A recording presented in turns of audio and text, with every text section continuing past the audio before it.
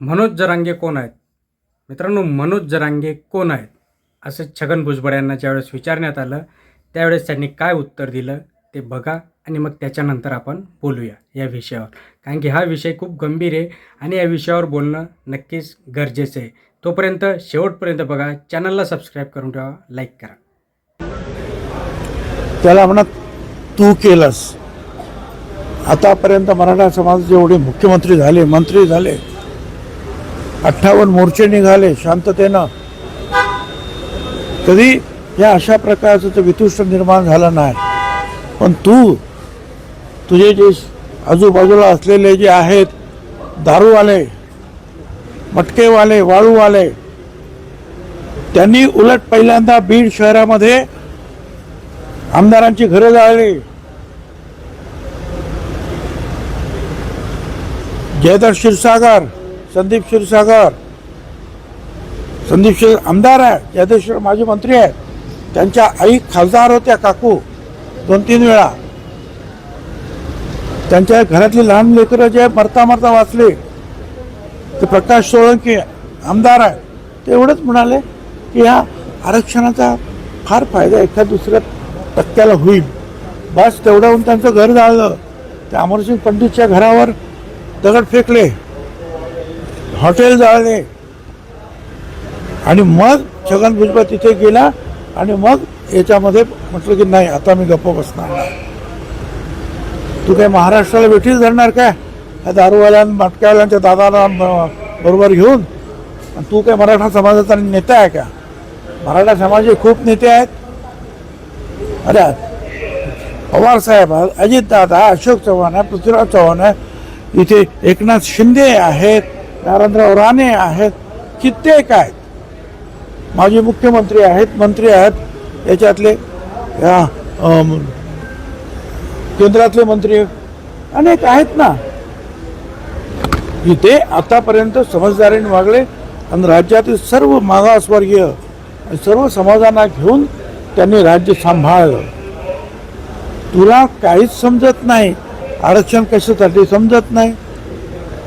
तुला फक्त मराठा समाज, माझी लेकरं मराठा समाजाला आरक्षण दिलंय, त्याला आमचा विरोध नाही.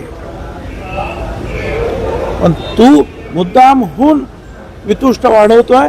ओबीसी मध्येच मला जायचं आहे, नाही तर EWS आहे, 10% आणखी मराठा समाजाला स्पेशल आरक्षण दिलं, तरी सुद्धा तुला ही दुश्मनी वाढवायची आहे, वितुष्ट वाढवायची आहे, दंगे घडवायचे आहेत तुला, म्हणून हे तू सगळे प्रकार करतोय.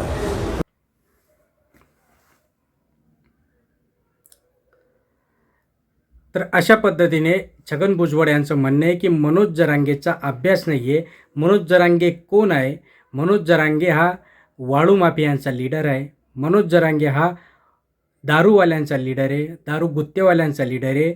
मनोज जरांगेला काही कळत नाही, त्याला उगीच जास्त भाव देऊ नका. तर छगन भुजबळ यांनी एक गोष्ट लक्षात घेणं गरजेचं आहे. आज जो काही एवढा मराठा समाज एका माणसाच्या मागे आहे, तो म्हणजे मनोज जरांगे पाटील. मनोज जरांगेची भाषा जरी गावरान असेल तरी मनोज जरांगे यांचा जो काही निर्णय आहे, मनोज जरांगेंची जी काही मागणी आहे, ती मागणी त्यांना ती योग्य वाटते. आज जर आपण विचार केला, मनोज जरांगे कोणाला बोलतो?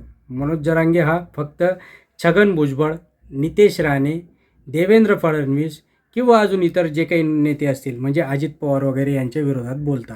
आता छगन भुजबळ यांचं असं म्हणणं आहे की मराठा समाजामध्ये खूप काही मोठे मोठे नेते आहेत, ते नेते का बोलत नाही? कारण की त्यांचा अभ्यास आहे, त्यांना माहिती आहे की मराठा आरक्षण हे मिळू शकणार नाही. कारण की मराठा समाज हा आर्थिकदृष्ट्या मागास नाही आहे, शैक्षणिकदृष्ट्या मागास आहे आणि त्यासाठी मोदींनी त्यांना आरक्षण दिलेलं आहे. आता जरी मोदींनी 10% त्यांना EWS म्हणून आरक्षण दिलं आहे, तरी आर्थिकदृष्ट्या ते मागासलेले आहेत का? तर याचा विचार जर केला आज आपण, तर नक्कीच. कारण की मराठा समाजामध्ये जे काही आर्थिकदृष्ट्या सबळ आहेत, आर्थिकदृष्ट्या जे काही चांगले वर आलेले आहेत, असे कोण आहेत? तर ते आहेत त्यांचे नेते. त्यांच्या नेत्यांनी त्यांची घरं भरली, त्यांचे सगळे दुकानं भरले आणि त्यांच्या पुढच्या 10 पिढ्या खातील एवढं त्यांनी त्यांच्यासाठी कमवून ठेवलं.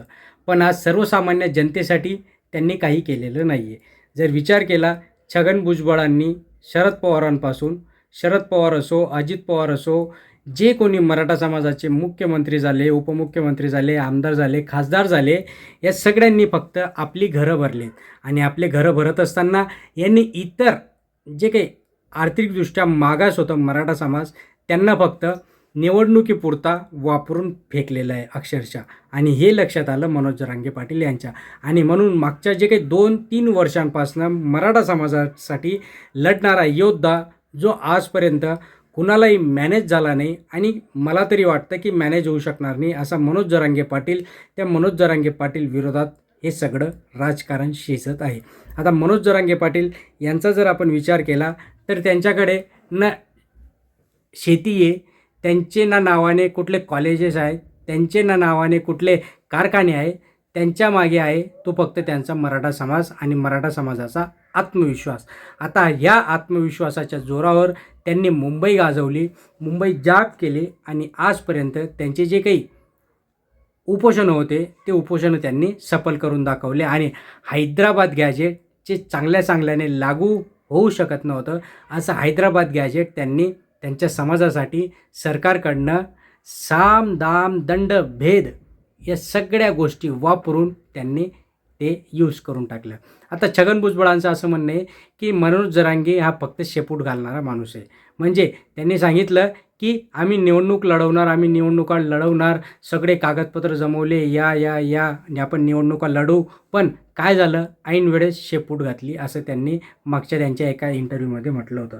तर याचा जर विचार केला तर आज मनोज जरांगे यांनी जो काही त्यांचा निर्णय मागे घेतला असेल त्यामागे देखील काही कारणं असतील. पण छगन भुजबळ हे वारंवार, छगन भुजबळ असो, लक्ष्मण हाके असो किंवा इतर जे काही अजून नेते, ते इतर नेते देखील मनोज जरांगे यांना टार्गेट करते. कारण की मनोज जरांगे मागच्या 2-3 वर्षापासनं हे लोकांकडनं मॅनेज झालेला नाही आहे.